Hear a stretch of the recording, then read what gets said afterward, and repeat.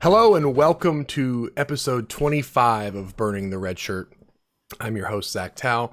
And before I introduce these two guys that you guys already know, I want to kind of go over what we're talking about. We got a lot of news that has broken in the last 2 or 3 days, but we're going to try to cover the big stuff and get to it. But again, Andrew Katz, Chris K with me again. You guys doing all right? Doing good. Nobody cares about us. Let's hop into the news. All right. Let's get in right into it. I mean, I read something the other day that said, like, stop with the bull small talk and get right into it because that's all people care about. So, perfect. So what do it. What do you think the biggest news was that relative to us or just in general? In Because general, I feel like this was something that was complete. Like, I don't even know how I ran into it. It was not even somebody. I don't know if I agree with you though. I think that there's enough college fantasy sources to get direct news from. There's no reason for anyone to come to us for news more so than any other of those programs or different accounts on different channels, right? So the way we differentiate, I think, is by being ourselves. Yeah, absolutely. I'll say this. I used to love small talk at my old job because what's the most natural small talk of all, right? Weather. Hey, how's the weather where you are, right? Right. And my job literally was like, it was called technically like a customer success manager for an HVAC software. So literally, small talk was like real talk. How like if it's really hot, that changes our conversation.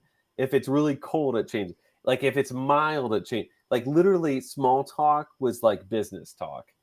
I thought when you said your old job, this was gonna be a Hall of Fame pivot. No. Oh yeah. No, not today. Not today. That's for another day. I got to throw those stories back out there and definitely out in the future. But so there's plenty of things that kind of broke: injuries, depth chart clarifications, and transfer portals. Like I know that the Jarrett Dagey news, I don't know that it was necessarily. It was shocking to it in a sense, but people weren't overly upset by it. If that makes sense. Like people have been drafting Dagey, but like he sat in our dynasty supplemental draft forever. And I'm glad I never took him because I thought about it. I was like, yeah, I need another quarterback. That'd be great to have a starting quarterback. And then sure enough, like the news breaks like middle of the third round of our supplemental. So how do you feel about it?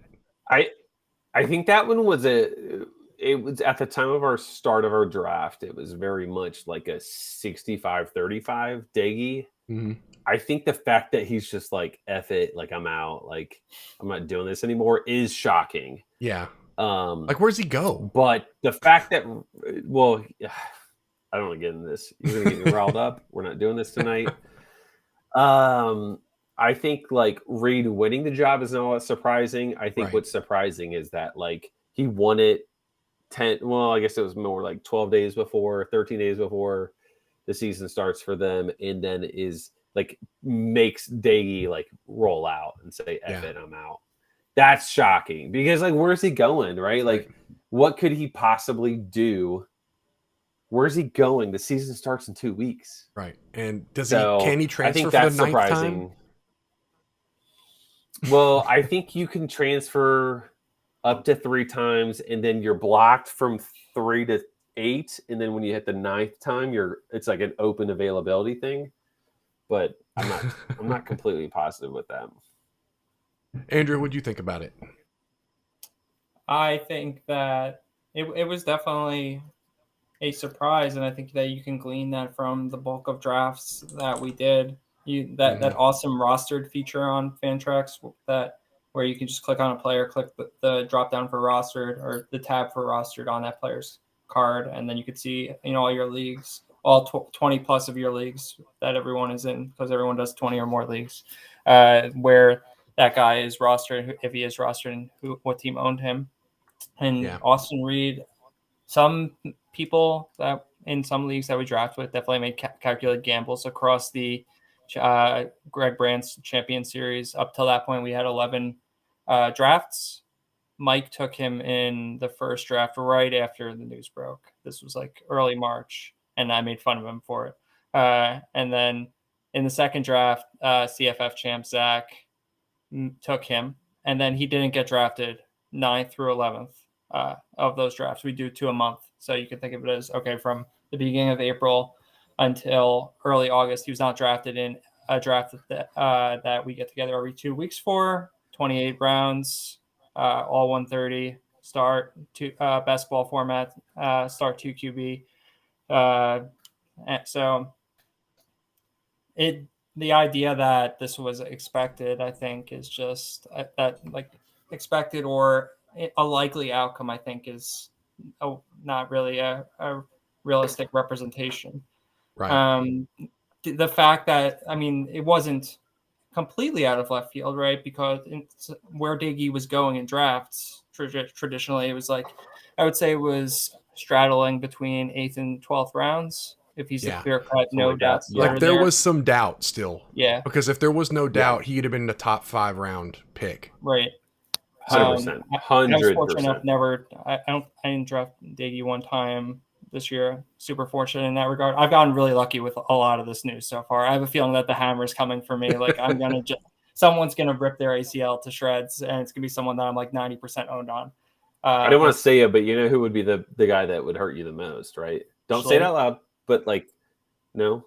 Well, Schley only. It's not the guy Trey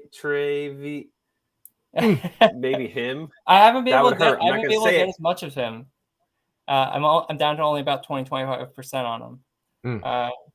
But that one would hurt for sure. Me too, by the way. Like I've had a ton of I've really gained shares of him more recently. So but that being said, with some of the news that we've seen breaking, I think that's interesting to think about college fantasy and the decisions that you make or don't make relative to players that whether it's you're doing rankings or just kind of think about how a draft's going to play out. Considering there's multiple ways to think about how you form feelings about a given player, right? I'm in on that player. I'm out of that player. I pass on that player. And I think whereas with like NFL, you can't, that door number 3 of just passing on a player altogether because you don't feel confident enough to form an opinion.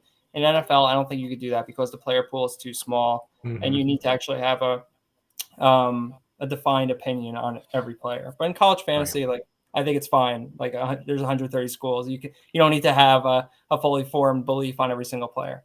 But the Daigie news and some other items that we've seen have me thinking additionally, like, okay, and Daigie's a great example in the sense that if I'm passing on Daigie, but I think that Western Kentucky is going to be successful in their offense through the passing game, no matter what, like that equation will continue to foot, presumably.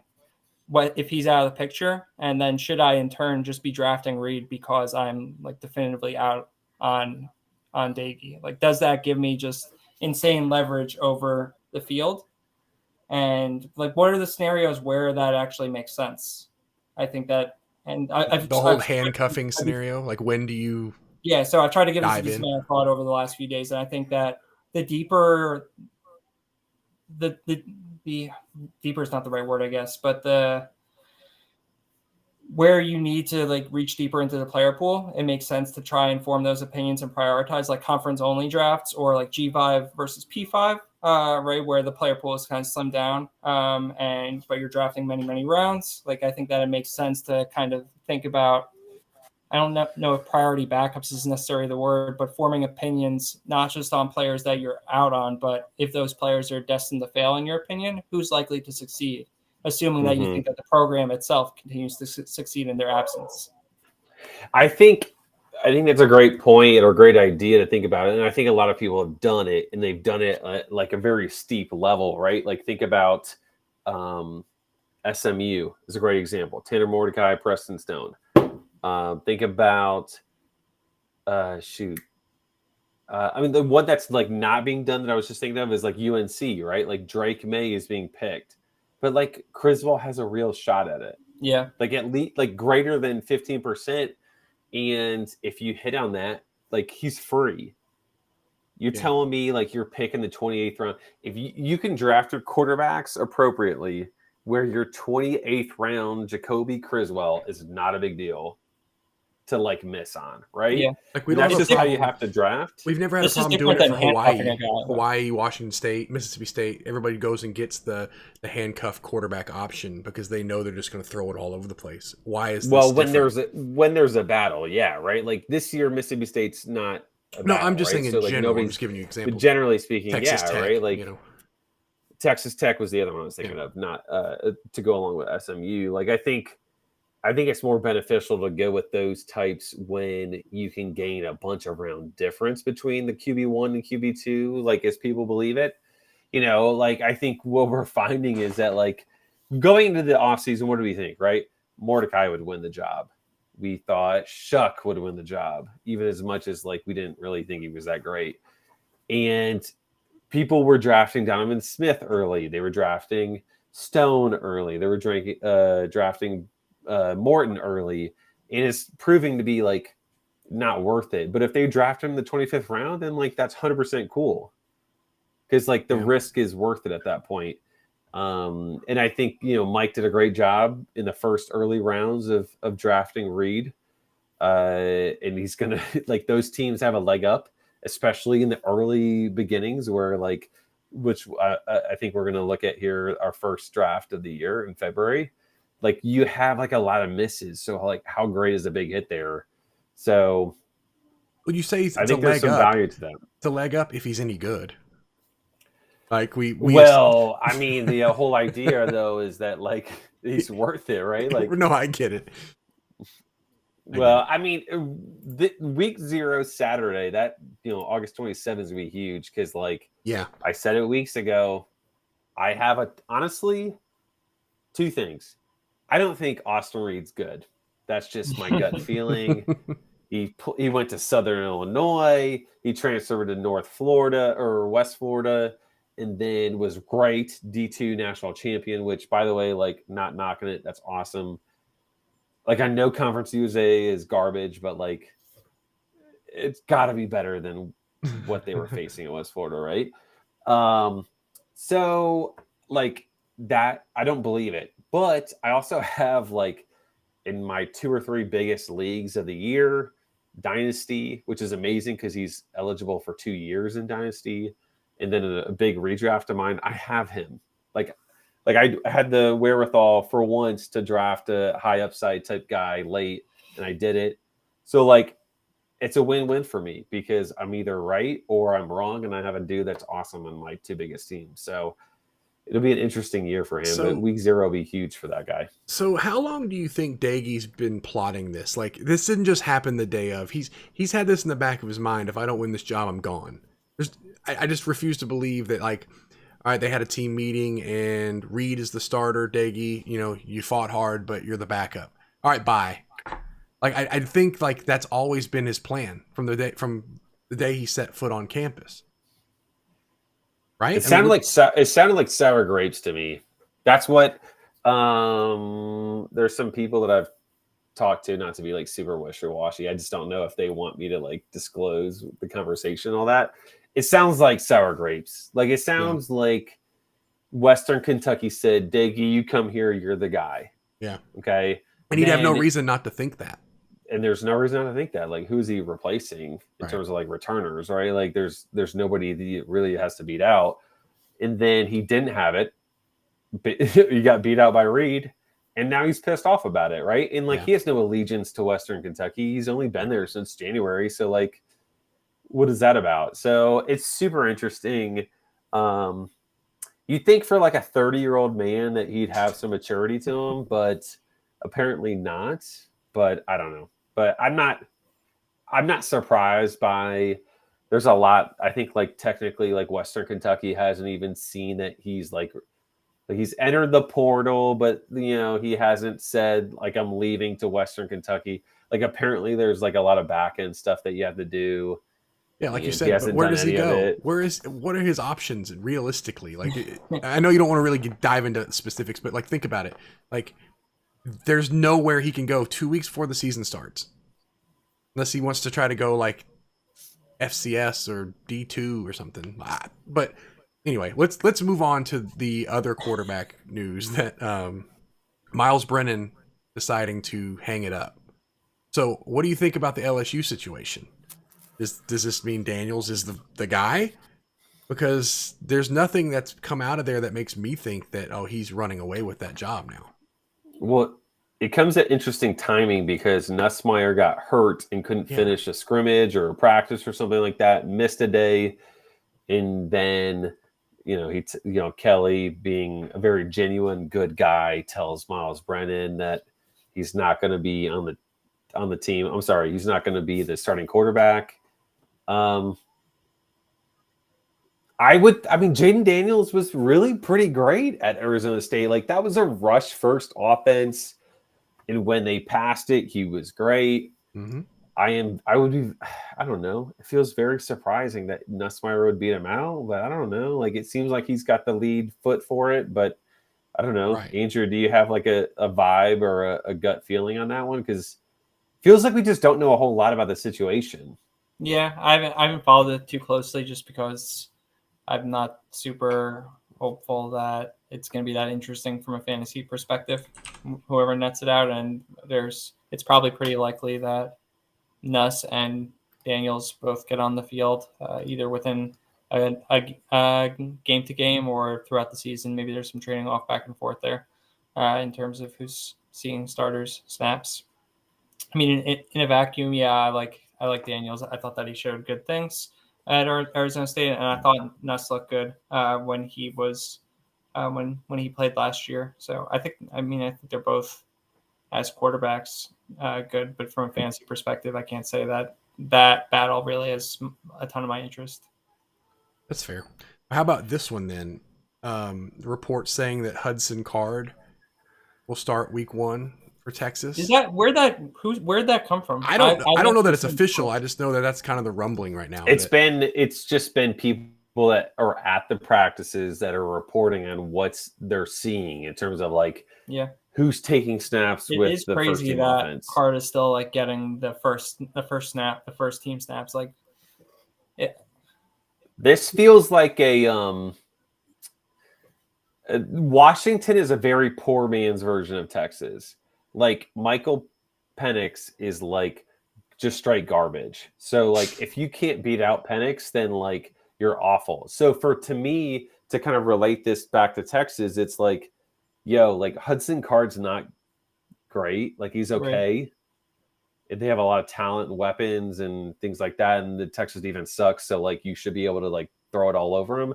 Like, if Ewers can't beat him out, then like, how good is Ewers? Like, dude, every time that guy, if he can't be out Cutter, he's not that good. Have you ever watched him throw the football? Who, Card or Penix or Card? Ewers. Or same thing. Yeah, Quinn Ewers. Have you ever watched him throw it? I mean, he's just your right. He's like this gunslinger. It looks Joe incredible. Dirt, right? Like, that's. I haven't been. I never bought it. I never bought it. Really? I just think it's so fancy and tricky, Matt Staffordish times 100 that like it's cool on 7-on-7s, and I bet Sarkisian sees it and he's like, "You're an asshole." Like, just there has to be some like personality / off field's probably not the right word, but stuff that is outside of his ability to throw the football that is at work here. Because that is another Tate Martell. It's a ridiculous comparison. I'm just saying, like, that's the natural thought. Like, he leaves Ohio State, he's going to try to go to a big program and be a star, and then turns out he's not that good. Maybe you could have said Jack Miller, right? Could have said a lot of people. I guess then we'll pivot to another piece of news. Actually, I've been reading about Austin Bolt being the Boise State wide receiver 2-ish / tight end. He has tight end eligibility in Fantrax. For now. I drafted him in our dynasty for that reason. Can we pivot to that? Because I think, Zach, like, you should get some straight cred for this. Because like, Bainbridge is drafting Bolt now. I've drafted Bolt a couple times, and truly, it started with you with my Discord. with your breakthrough. So, and it's gained steam. Like, I think I saw something today or yesterday about Bolt being like a legitimate thing. So do you want to talk about Austin Bolt, and let's have you have the floor here for a minute or two? I know last year they were talking about, like, they asked all the players, who's the best athlete on the team, who's the fastest guy on the team. Everyone said Austin Bolt was up there. And I'm thinking now, there's no way. There's no way. But if they keep saying it, I'm thinking, okay, this guy's got something. And they have a hole to fill, and I feel like there's not a lot of analysis to this. This is just, they have a hole to fill. They have Cobbs on one side. Boise will probably fill in the other spot with 5-6 other guys, but I think of the pack, Bolt is the guy. And do you know who the wide receiver coach is at Boise State? I mentioned it in our chat. Mike Miller, right? It's Mike Miller. Right, like, what a name! What a classic throwback. Matt Miller. Sorry, Matt Miller. Yeah. Matt Miller. Mike Miller played for the Grizzlies and the Heat. Also a classic. Also classic. But Matt Miller was a guy that he was a chain mover. That's what he was. Like, and you could throw him that 9, 10, 12 yard slant, he was going to catch it 90% of the time. I don't know if that's what Bolt is. Bolt seems like a speed demon. So I feel like over the top type of throws would be good. Quick screens underneath, he's probably going to run. He's got tight end eligibility, so he's got some size. So he might line up at tight end in formations at tight end. There's no telling. We've talked about it before. I'm not a big fan of Avalos as a coach. I think he's a good guy, but I don't know how great of a coach he is. And he's a defensive guy, so he's leaving it all to Plow to run the offense, and we've seen the offense look iffy. And I just wonder how much volume Bolt gets. If Cobbs is the wide receiver one, clearly, I think we're all in agreement with that. I don't know how much volume Bolt really gets. Without the tight end eligibility, I don't know if his volume as wide receiver 2, unless you have a deep league, is worth it. Yeah. So I just looked it up on ESPN and Boise's roster page. They have him listed as wide receiver. He's 6'3", 210 on ESPN, 6'3", 215.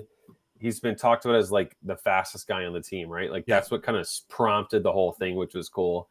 And then I read something. Bainbridge sent me something earlier today that was like this.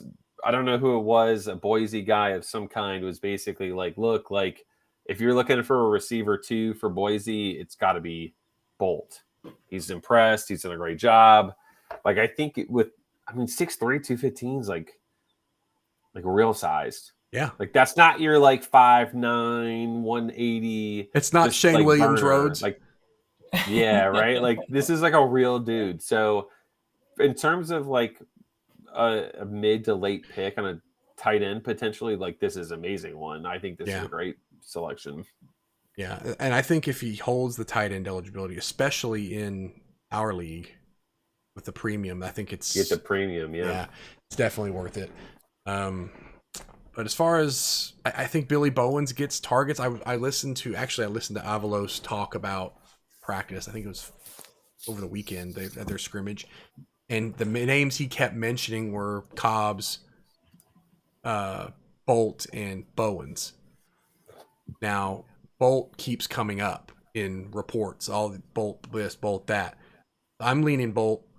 Bowens will get action, but Bolt's the guy. I'm planting my flag. I did it in the Discord. I think it was Clint who said stake your claim, basically.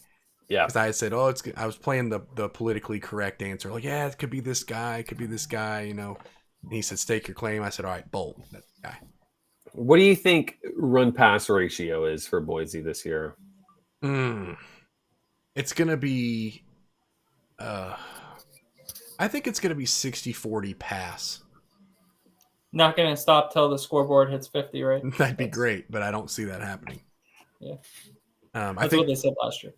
Right. That's, he brought Plow in from, was it UC Davis? Isn't that where he came from? And it was like the air raid or whatever they want to call it. And it looked nothing like that. It was gross. Is he gone? Is he still there? He's still the OC. Well, last year they were maybe 54% run, 53% run. So I don't know what they're. You got a senior quarterback. Why you would? Kalani can't ever stay healthy. I know they've got other backs that they like, but I don't know. I think if you have a senior quarterback, you should put the ball in his hands more often. I would anyway, if you trust him. Yeah. And if you don't trust him, then what's he doing? Why is he still the quarterback, right? So sure, you could have had Jack Sears. Could have had Jack Sears. Yeah. That's the thing. Green. I wonder. Somebody, seriously, if you've seen Jack Sears, please let us know. Blink twice. We'd love to have him on the pod. We have to know that he's safe and that he's healthy. Right. So Brandon Sanders says also put in waivers for Bolt. Hope Cats did do the same in our Dynasty League. I should. Can we kick it to our first fantasy draft? Do you have that teed up? Yes, the best ball. So our first, I tweeted about this morning because I was getting some nostalgia. I started my last off-season best ball draft, and I just thought to myself, wow, like, let me look back at my very first one. It had to have been, this CFF. I think it was the CFF site Best Ball 1. Yeah, and that's this all one. three of us were in it, which was fun. And man, our teams are all awful. I don't know. Maybe not Andrew's. That might be Andrew's best team. I think I held up well, but we'll find out. Well, as we're seeing on the screen here is we're doing it team by team, so we'll just cover our three.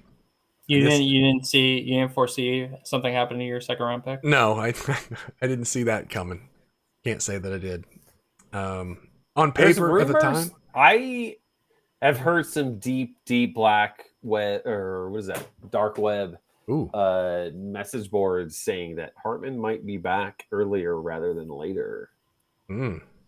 Nothing solidified, nothing that people would actually put on paper, but you might only miss like 3 or 4 weeks at Hartman, 5 weeks max. Well, I've got the top 3 quarterback that I drafted in the 13th round in Chevin Cordero. There you go. Yeah. What was it? What's the format for this? So it's a best ball, start 2 QB, 2 RB, 3 I don't receiver, remember. 1 tight end. 1 tight end. It's not premium. Yeah, not tight end premium. Defense, half PPR. It's your most generic, not in a bad way, most generic of drafts.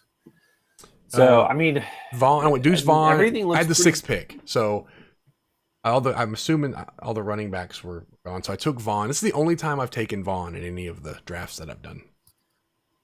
Hartman 2nd round, Sean Tucker, Chris Rodriguez in the 4th round, Rashee Rice, Mario Williams in the 6th round. Seems pretty steep. Yeah. This is where stuff goes off the rails. When was this draft? At the time, right? You were thinking this is February 16. It started, by the way. Yeah, I mean, so like, all right. So first 6 rounds, everything looks good except Hartman got hurt. Right. Tucker's good. Rodriguez, it looks or seems like he's only going to get like 1 game, because if they go 2 games, then he misses Florida, and I don't see that happening.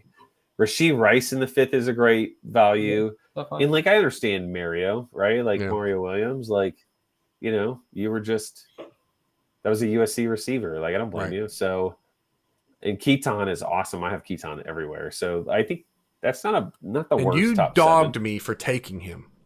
I remember it. I don't know what you're talking about. No, show me receipts. Don't make me go back. No and receipts. Rakeem Jarrett, 8th round. Ollie Maryland Jennings. Fans love you for that. Ollie Jennings. I think Justice probably loves me for that. So, Lynn J. Dixon. Did you know that you were going to get the Tennessee RB2 when you drafted him? No, I did not. And we'll be doing your team here in a second. So, but I got. Oh, it's not good. I also took a USC receiver. So I got DTR in the 10th and Cordero in the 13th. So even with Hartman out, it's not necessarily the worst. Yeah. Cowing, Ottman Bell, I grabbed him pretty high. See, here's what I don't understand. This guy, Amonte Watkins, wasn't in the player pool for our dynasty draft. So I took him with a placeholder, but why is he there because they go back and forth. It's weird. It's not easy to explain. It's awful. So there's no point in doing it. They just do stuff just to do stuff. I think the way they make players actually available at like the layer where we select them in drafts is they're injecting current versions of rosters. So like TCU removes him from their roster. Right. New Mexico State doesn't add theirs yet. Gotcha. Interesting. It's a theory. Sounds right. Yeah. Or they changed his position. Dude, you took EJ Smith very early. It's cool to select him now. Yeah. That's a good one. And I was doing it before it was cool.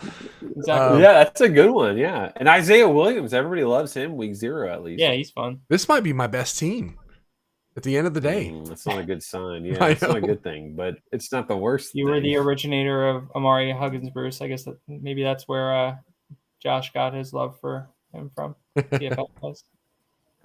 Yeah. So then I grabbed Riley Smith, my last pick. I probably should have got Bolt, huh?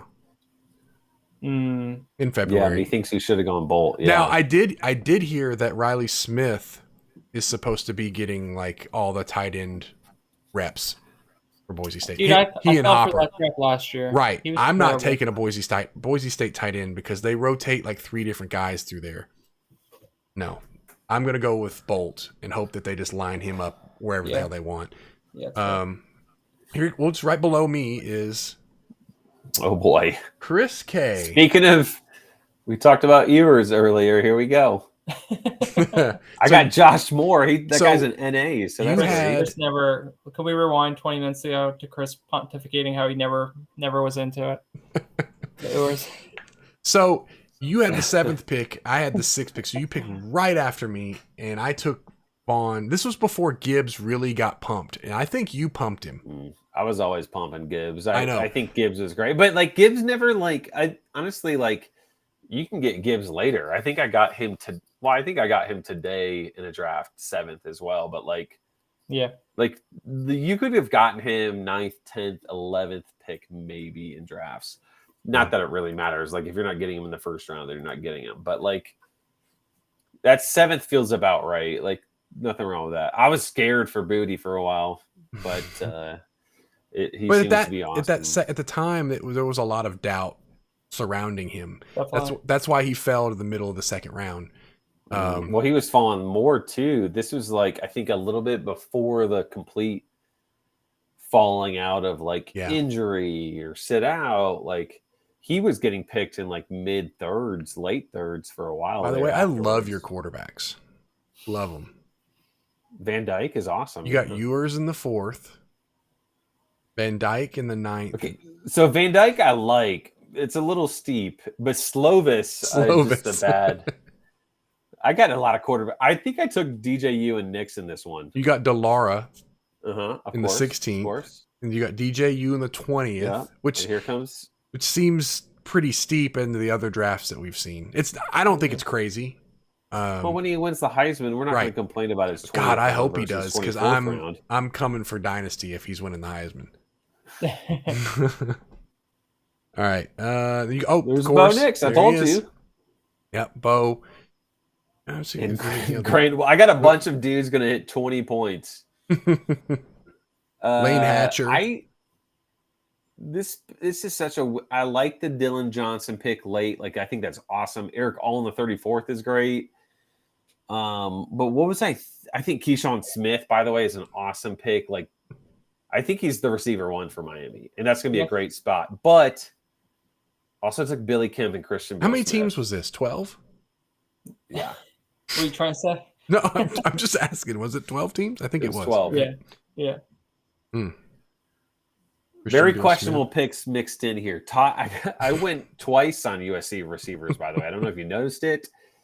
I got the receiver 7 and 8 for USC, which was Gary Bryant and Taj Washington. I'm just scrolling back up to see. Aeneas Smith, which, by the way, if we did this 2 weeks ago, we would have been really on our faces about it because he was going to be suspended for a year. But, it's Texas A&M, so he's good to go. He's going to play week 1, so we're good. Right. So we're going to talk about Joshua Moore? What is Joshua Moore doing? What is Joshua Moore doing? Not Originally, playing football this year. he was playing for Southern Miss at the time. No, SMU. Oh yeah. Wrong Right. one. Same but different. Pony up. Not SMTTT. T. Right. Valaday in the 10th. I feel like he's dropped significantly since this draft. That's like in terms of value, that was horrible in hindsight, but it's getting better because people are saying he's the running back 1 for Arizona State, which is his nice. value's having a bit of a resurgence. It's getting a weird resurgence, but I'm about it. So I don't know. Let's look at Andrews because let me pull up Andrews. Mine was pretty epic, so I'm pretty happy about it. I don't know where you're at. Why is it not pulling? I'm gonna have to do some adjusting. Oh boy. Here we go. Here we go.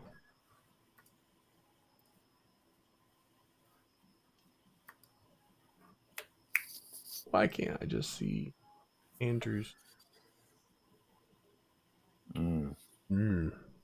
It's only this easy. Only this easy. Oh, that looks like an Andrew team. Yeah, I've ever seen it. I don't even see the name, but that's got to be him. You don't need to. You notice. All right. So, thoughts? Travion Henderson. We went 5, 6, 7. I'm just realizing this now. Yeah. Explain yourself, Andrew. Go through it. Do it. This was the only time I took Brock this high, and I think it was. I just looked around and I was like, I don't really like anyone going on here in the second round. Let's just grab a dog and move on. Evans in third. His value's kind of gone up and down between 3, 4, 5, but it's fine overall. Gabriel, in the fourth. I mean, as draft season progressed, I was hoping. I think I ended up deciding that I wasn't really interested in drafting QBs that high, with the exception of Hooker usually. But in he's going to be awesome at Oklahoma, so it's cool. Cobb's in the 5th is looking nice. I still stand by. I think Harrison Whaley's going to be good. He's going to be fine, but that's a bit of an overpay. Tyrese, I'm pumping his stock up pretty much all off season. So this is where I started off getting him, and then I moved him up way too high. But I think he's going to ball out, so it's going to be good. Puka's great. Gore, probably a couple rounds too early. Where do we think Brad Roberts is gonna? He's not really hurt, right? That article was just a lie. the one that you sent us. Yes. The format is perfect for Brad Roberts. Yeah. Generally speaking, right? Like if he's healthy, it's perfect because he's going to go for 7 points or he's going to go for 30. So I think that's fine. I think we're more likely to see him miss games, but who really the hell knows at this point? Right. It's all a guess. Yeah. I'm starting to talk myself back into Prater. Prater at 12, yeah. Yeah, I mean, the reports aren't looking great on him winning that job, but I've started to contrive some arguments in my head that this is the old Texas Washington argument. Like if you can't beat out Ben Bryant, right? You should have never been drafted anyways. Cooks is awesome.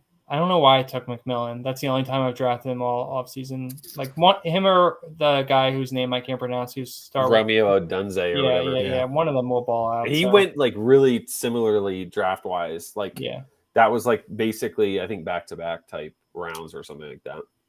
I don't think I drafted Carson Steele again after this.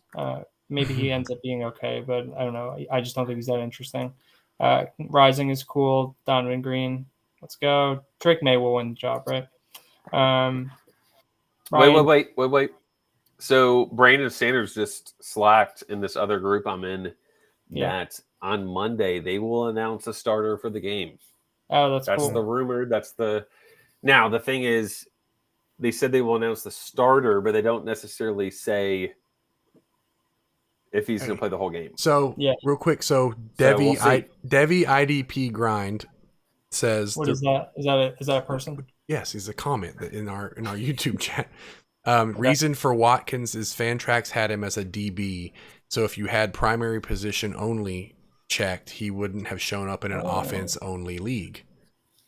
Yeah. Makes sense. I So mean, it had you've been pushing position for issues. IDP for years, so I've been I'm trying. not surprised that that's the issue. You're in the crypto IDP league, right? That's Chris, not me. I am actually. Chris, that's not Corey me. Kiner had Corey. Okay, so Corey Kiner had IDP. I don't know if it was linebacker. I think it was linebacker. He had linebacker eligibility until like last week, and he lost it, so I had to move him. But like, could you imagine Corey Kiner is like a linebacker eligible position in a league, which, by the way, apparently Fantrax is so bad at doing, or the stat provider is so bad at like tackles that they don't do it. And so basically, IDP is basically interceptions, and fumbles, and sacks, and tackles for loss, and that's it. So like Peyton Wilson, like the stud NC State linebacker, is like not drafted, even though like he's at 15 tackles a game. Yeah, he goes for 40 a game, and it's not used. Oh, yeah. So Devi IDP grind. You want to guess who that is? Justice. Correct. Yeah, he has the podcast. Yeah, so that he just mentioned. He said this is Justice was just logged in under the podcast account. Word. So welcome, Justice.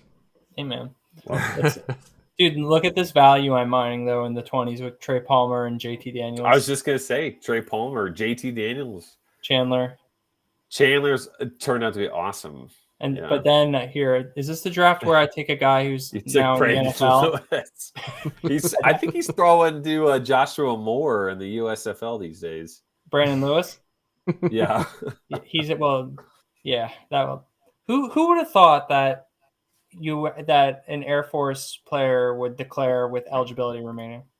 I was not. I did not think I had to check that, but that was my mistake.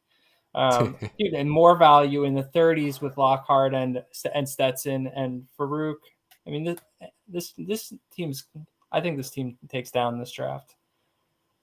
What outside of taking the NFL guy? There's not too many landmines in here. Prater, potentially, right. But a lot of everything is probably going to turn out pretty good, or at minimum, just not be. I'm not going to be getting zeros from pretty much any of these guys. No, I like it. Yeah, I mean, it's pretty solid. This is definitely the best of the three. I'm so annoyed with myself that I was trying to figure it out, and I didn't do it in time to make it a smooth transition. But I was going to say, who do you think scores more fantasy points this season, Brandon Lewis or Brendan Lewis, quarterbacks? And I was like, wait a second, am I thinking of the right guy? Like, is that the right name? Dude, but it's Brendan. We're finishing up the MAC only draft that Jared. No, not MAC. It was Big Ten only. We just finished up that Jared ran, and you'll never guess who still has eligibility and is a running back on Illinois still back for year 6. That's a good hint. I mean, last year. So there's Josh McCray, there's Reggie Love, but those don't seem like 6-year guys. This guy last year had 5 carries for 18 yards and 1 fumble, so he had negative. Jafar Armstrong. No, negative 0.2 points. He has previous episodes of his TV show at East Carolina and Arkansas. Chase Hayden. Chase Hayden. Nick drafted him because, of course, he's the only person in the world who knows that guy. Oh my gosh, he was at Arkansas. Oh my gosh. But negative fantasy points last year. What a throwback. Yeah. So let's pivot here. Let's cover some more topic. But I wanted to go to something you sent in our G chat earlier today, Chris, and I want to let you. Is this about Lincoln Riley screwing over Bru McCoy? Yes. I wanted to let you talk about it. I'll be back in 30 minutes. So I'm a big proponent of calling USC. Hold on, I got the tweet. Hold on. In South Carolina, or USC lowercase e. But I swear to God, if I hear /see that Lincoln Riley's effing around with Bru McCoy, in my future in marriage, then I'm gonna start calling him USCW. That's all I'm gonna say, because apparently per Discord, that's like a normal thing. Is that, and then Nate said it too when he was talking about when he was back at Oklahoma in this other Slack channel I'm in, about he just does not care. Like, it feels like he could be doing it to a high school team. Like, he's just that savage. But the rumor is it's just he's a fucking dick.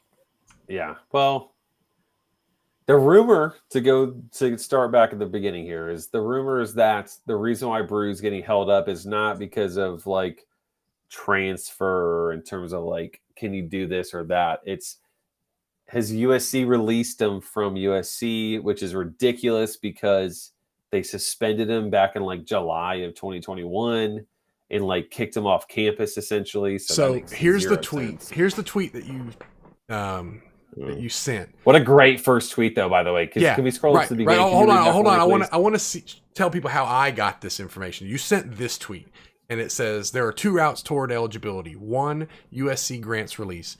2, NCAA grants waiver, but that may also require some cooperation from USC. Apparently, neither has occurred yet.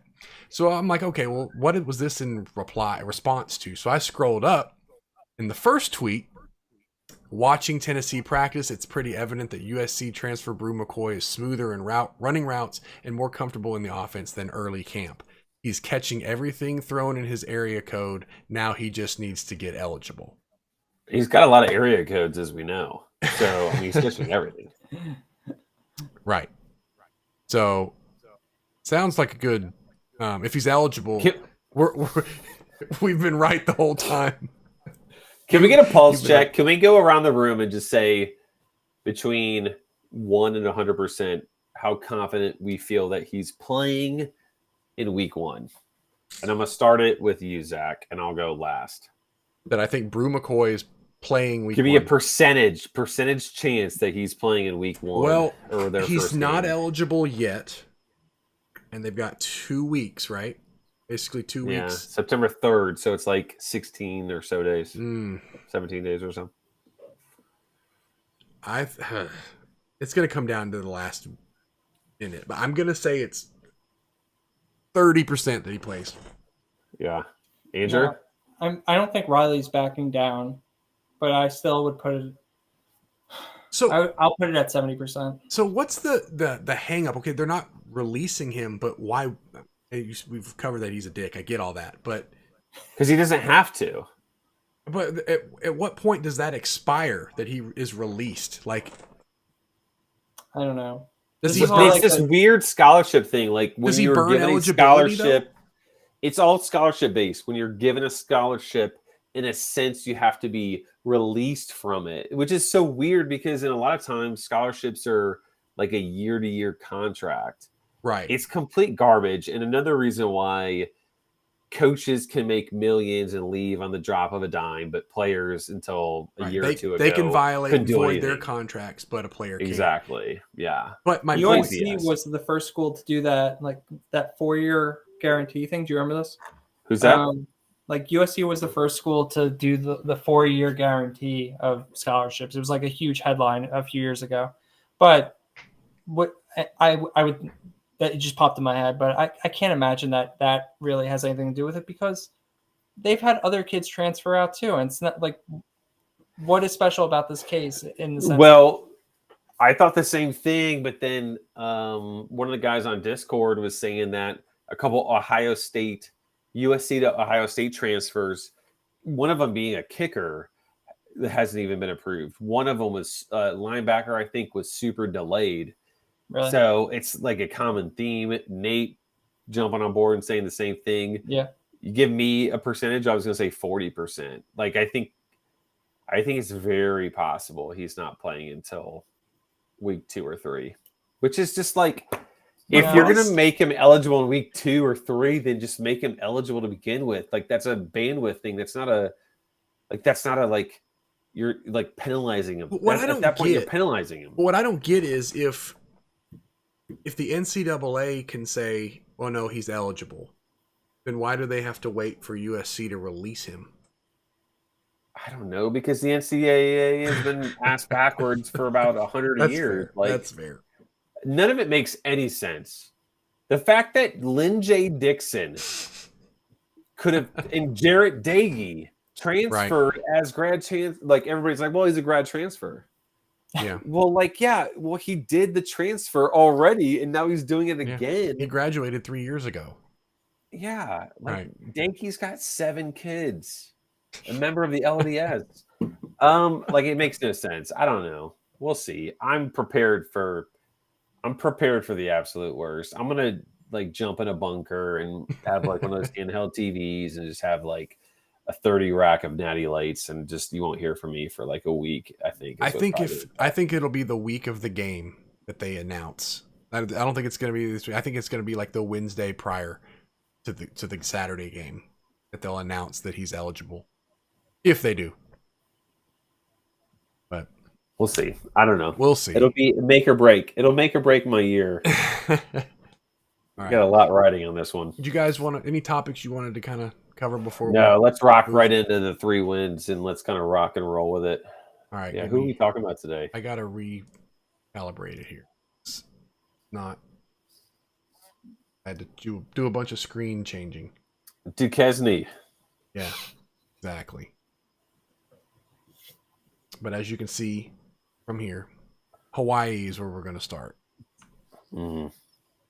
They of the 13 games. Oh God, Andrew loves talking about. Not to throw off the math there. Andrew loves the 13 game Hawaii. Would you say that they have the best football schedule? Best football? I honestly I haven't looked at it as carefully as you'd think I should or would this year, but I mean it's tough to top last year's when they played a home and home with New Mexico State. How do you beat that? Right.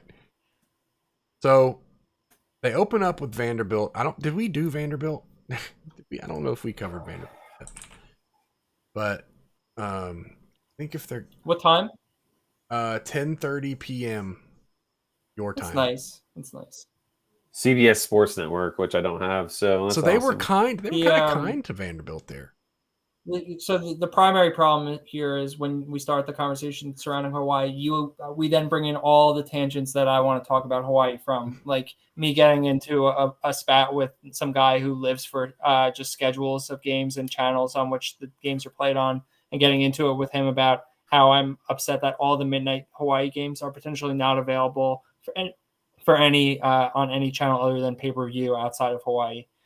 So that. I don't know if it's going to actually play out that way, but I feel like that's what happened last year, and that's what it seems like it's setting up to be again this year. By the way, it says their stadium's the Ching Complex. They missed an opportunity. Are they playing there yet? That's where they will be playing, but I feel like that's still under development. You would know. It's not, yes. But I feel like they just missed the Ching. The Chang Complex was the name. They missed it. They had the perfect opportunity. Right. But anyway, on a serious note, they play Vanderbilt in week 0. Mm. And we did do Vanderbilt already. And we have them they're a touchdown underdog. We had them winning 2 games. I don't know who we picked this game. It was so long ago though, there's a lot that changes over time. Right. So I think Vandy wins. I think you think they go to the island. You look at man on man, dude on dude. Mike Wright's the best player on the field, which is saying a lot. So I'm giving Vandy the win. I can go with He's going to throw for 207 yards. I mean, make all of us happy. If you make me pick a team, I will pick Hawaii here. You know what? I'm going to pick Hawaii with Andrew because I want them to win this game. Crisp 1-0 for the Chang era. All right. Then they get Western Kentucky, still on the island. Time? Good God. 11:59 p.m. Eastern. You love to see it.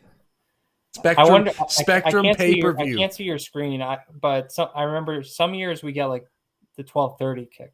It's not even 12. They'll bump it that extra half hour. I wonder if we get any of those. Does that help? Yeah, that's a little better. Actually, really let's good. Let's not ruin the surprises yet. But so 11:59 on Spectrum. Do they ruin the Austin Reed era? You're gonna get them. Now's the I think. time. Do you think Daggy starts in that game or Darius Ocean? Ocean, yeah, it's probably Ocean. Ocean starts in that one. Yeah. I mean, I'm gonna go Western Kentucky. Yeah, I think so too. So Andrew, Gotta go Hawaii. it doesn't matter. Rough, by the way. Michigan. It's funny Yeah, that that spread might be 34, and it might be too low. Yeah, Michigan. Then they come back another 11:59 p.m. Spectrum pay-per-view Kane is kickoff. out here just printing money. The week 0 check from UNC, and then they come back and say, "Hey, pay up again, week 3." And Hawaii can't be paying that much, though, right? Like, yeah, I got. Well, think about it. They get a trip to Hawaii out of it, though. That's more like a vacation, right? Right. Like, right. A little bit of money. We got them winning that. Then they get at New Mexico State. Do they play them twice again, or are they just playing? No, so there's your your 5 non-cons for Hawaii. Come 1, 2, 3, 4, 5, right? Yeah. To start the year. Of course, yeah. Not always, but this year all five non-conference games going into the bye.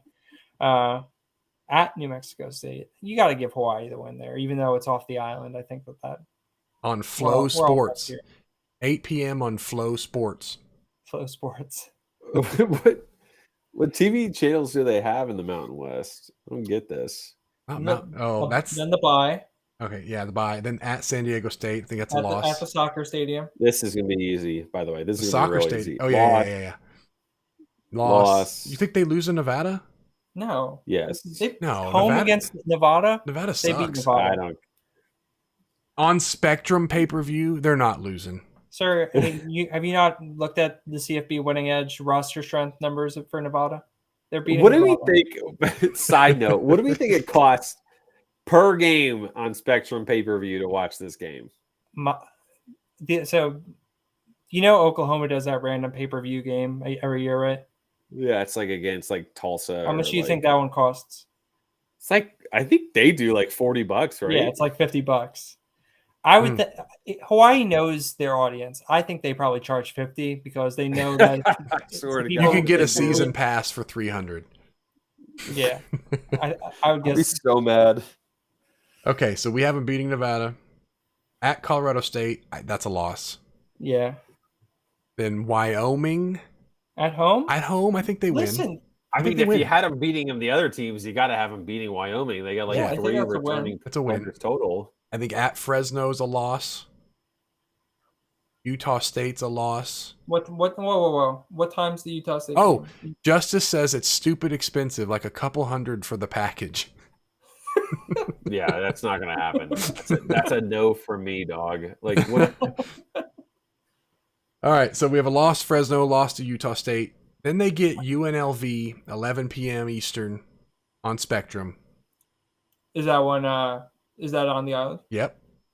I think that can be a win. And after that one, Arroyo finally gets canned. Yeah. So you guys are so high on Hawaii. They're one of the worst teams in college football. Well, they're playing easily but all these wins we keep giving them are against some of the other worst teams in college football. It's true. Even though I was going to try and talk you into the UNLV or the Utah State game, but you wouldn't even give me a. No, you correctly identified that don't have a voice in that conversation. Listen, I rode with you with Vanderbilt. Okay, I'm not going to go any farther than that. Okay, so here's some more details. Justice says there will be 8 Hawaii football games on pay-per-view, $399.99 for all 8, $69.99 for each game. So $70 a game.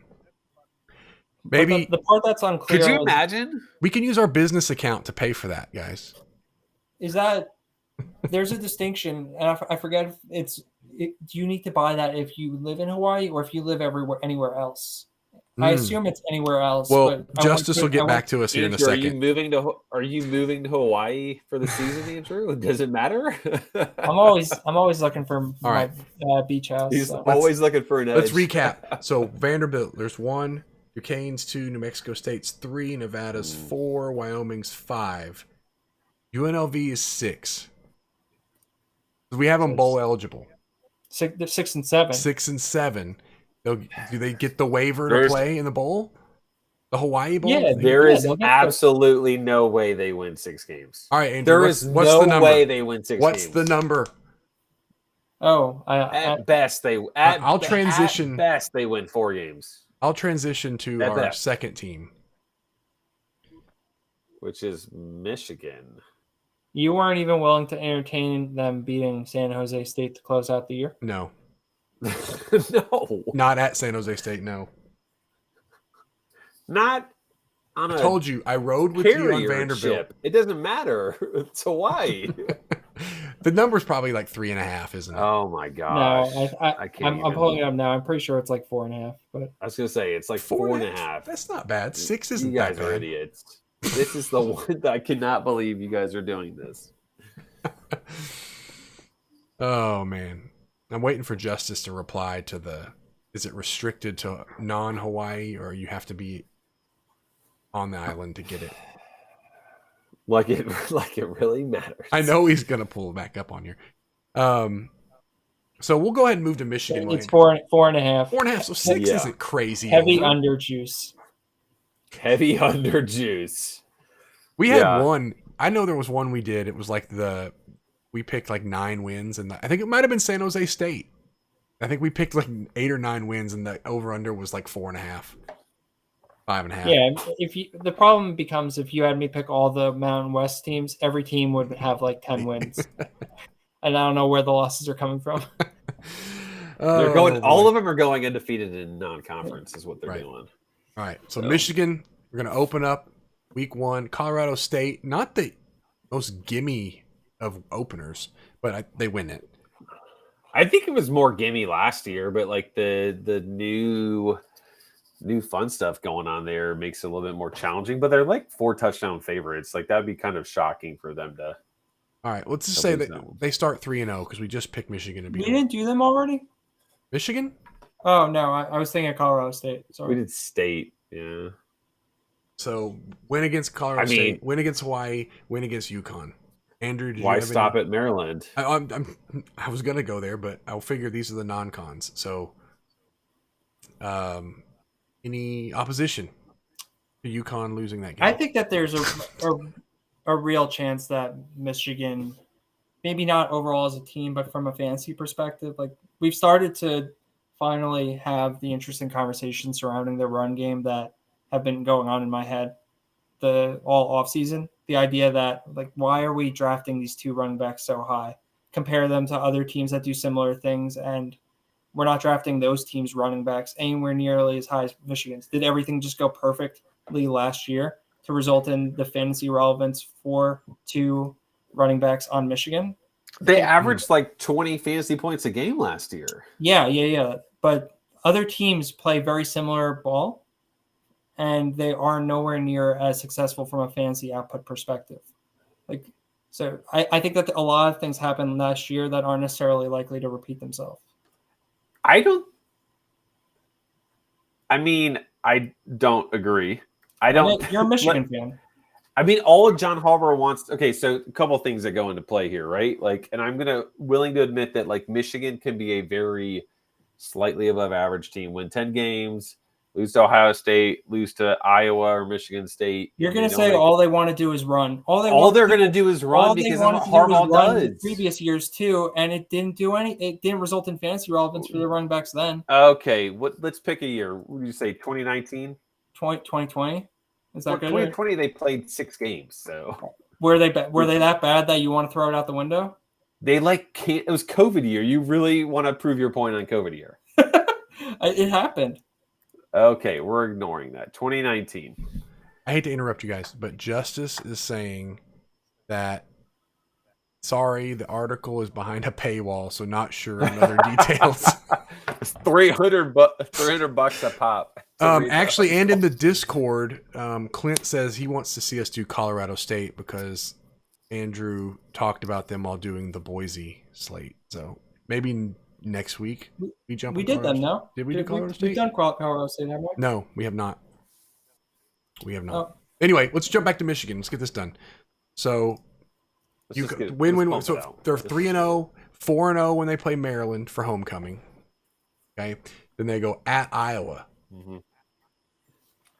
I gotta think. I think win. like 5 years ago, this is like a very tricky game, but Kirk Ferentz is way over the hill.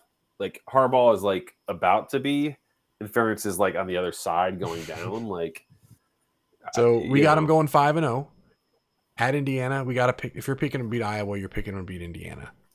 So that's 6-0. Then I guess the real test is Penn State. Week 7. Week 7. Penn State. They get them at home. It's a TBA time, by the way.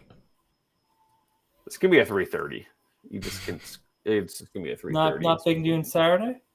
It could be big noon Saturday. I don't know who else is playing that day, but that feels like a 3:30 ABC to me. Okay, so who do we got? I think I'm gonna keep Who going. is their starting quarterback at this point in the season? Is it McCarthy or is it McNamara?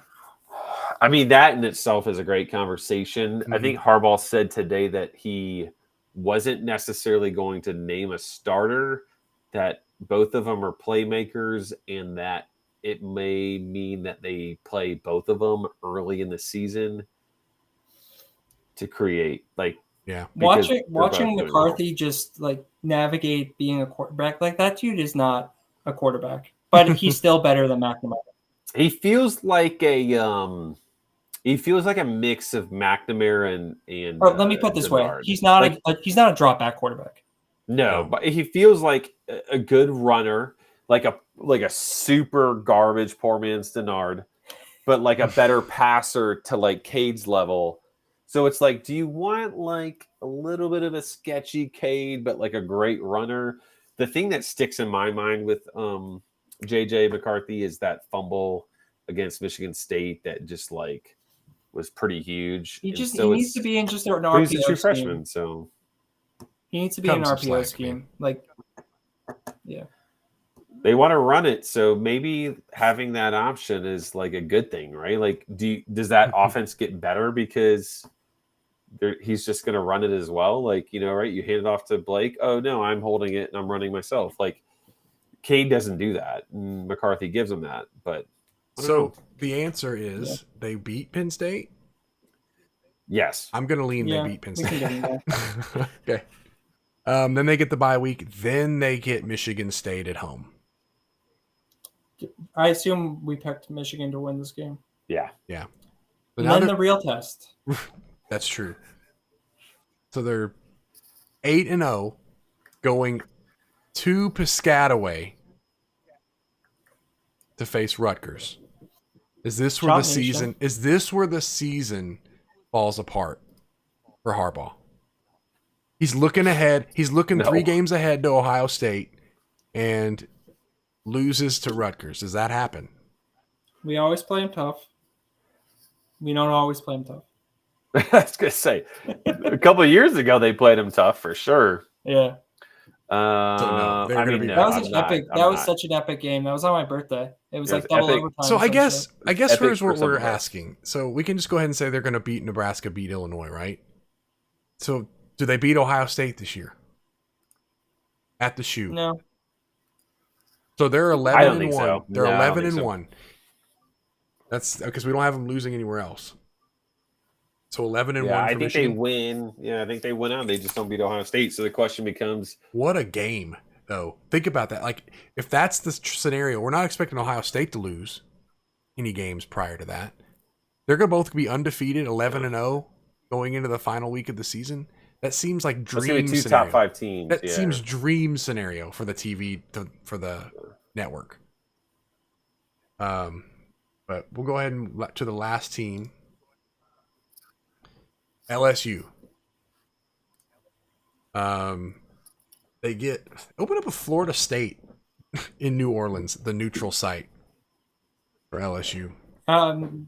Please don't gloss over what day of the week that's played on and that window. Yeah. That's the Labor Day Sunday game. Yep, the Sunday game. A contender for best slate of the year. I was gonna say that, but I wanted you to say it. Thank you. So they get Florida State to start off. Brian Kelly's first first game of his LSU tenure on an island. Like, that's beautiful. It's gonna be awesome. It's gonna be like a fake great win for them. Yeah, I agree. Yeah, because like Florida State's garbage. So okay, so they beat them. They beat Southern. They get Mississippi State at home, week 3. It'd be tricky, but I think they beat them. That is tricky. I think that's tricky. I think they win. Yeah, but it's definitely like Mississippi State. I'll give it to him as well. Mississippi State. Someone said earlier they have like a crazy schedule, which I believe they play in the SEC West. right. So they're going to play all the big boys, right? Like they're going to beat one of the good teams, I think, this year. I think, right? Like they're going to. I mean, I think they're definitely like they beat Auburn, right? But like maybe they beat the. I don't want to say Alabama, but like they could make it like a big win against Ole Miss. They could surprise us against LSU. Would be fun. Like there's something in there that's going to be fun. They with the experience Will Rogers, like I think that's very much a possibility.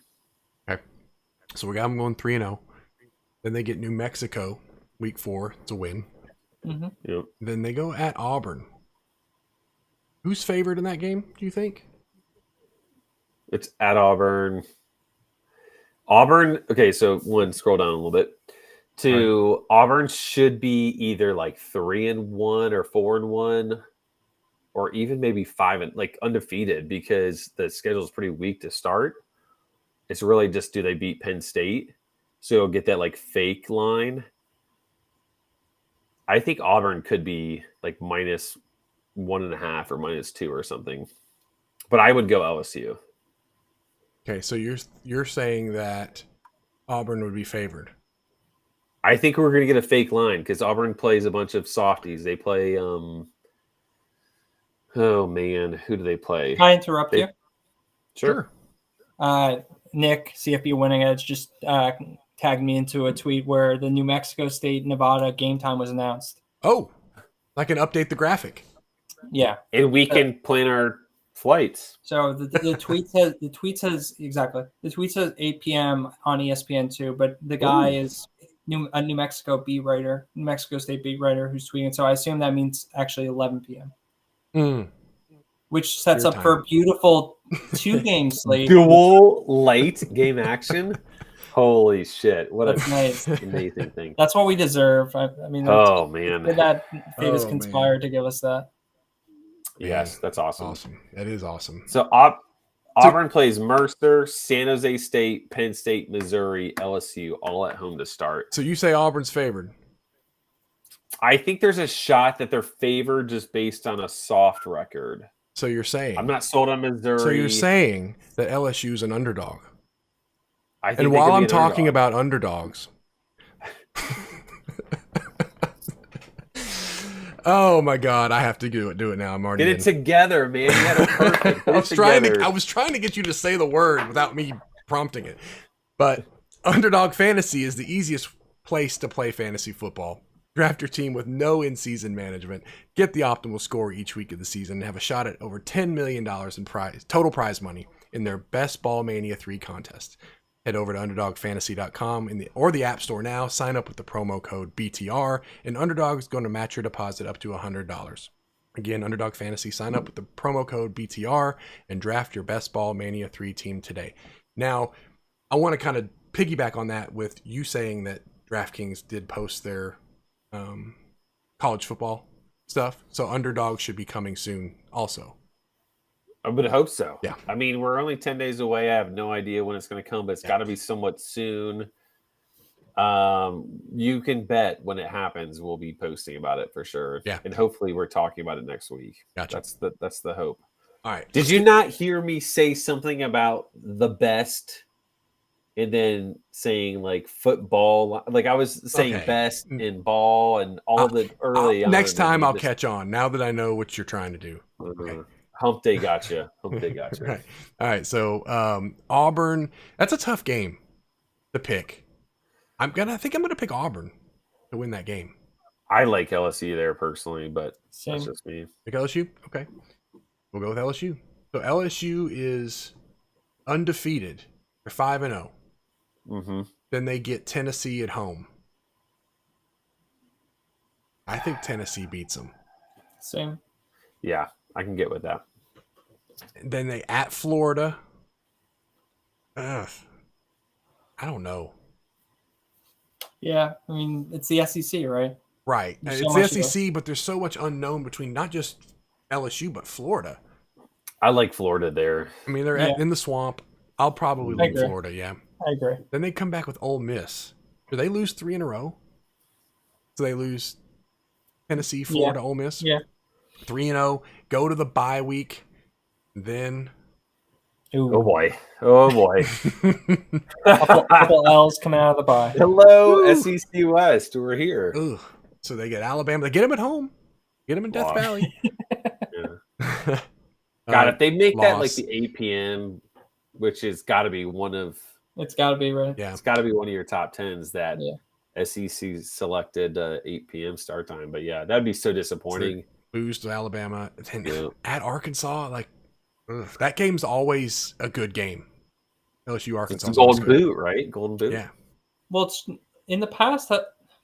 Hasn't that been in I feel Little like Rock? it used to be Black Friday, but it clearly is not. They've moved it because now they want Used them to to play be. A&M as the rival.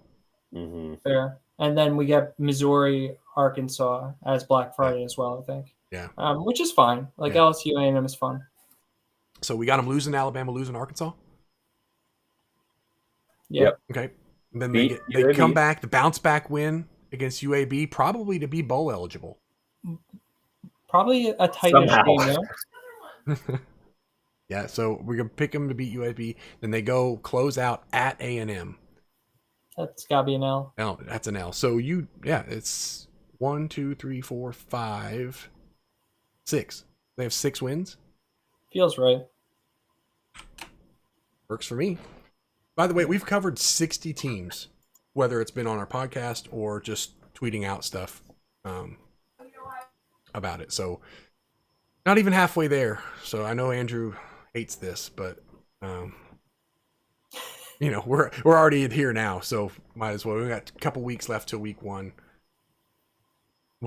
Maybe Chris and I will churn out another 10 to 15 just on Twitter. But other than that, I think that's all we got for today. We could probably go on another 2 hours if we really wanted to about Bru, but we won't. We'll just kind of wait and see, because that could really change the way our